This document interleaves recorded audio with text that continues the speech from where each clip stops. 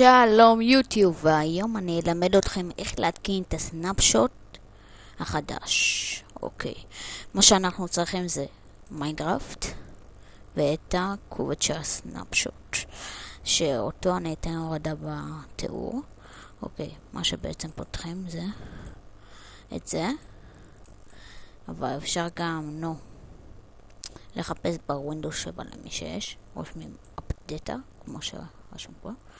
אוקיי, ועכשיו בוחרים מיינקראפט בין, ובעצם מחליפים את זה בזה, עושים אוקיי, ופותחים מיינקראפט, ובעצם עכשיו יש לכם את הסנאפשוט. רגע,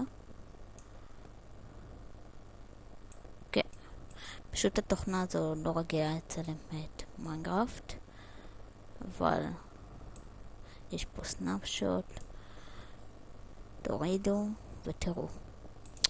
יאללה ביי.